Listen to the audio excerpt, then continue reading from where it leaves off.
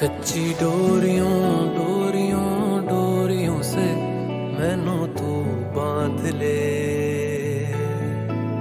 पक्की यारियों यारियों यारियों में होंदे ना फासले। ए नाराजगी कागजी सारी तेरी मेरे सोहणिया सुन ले मेरी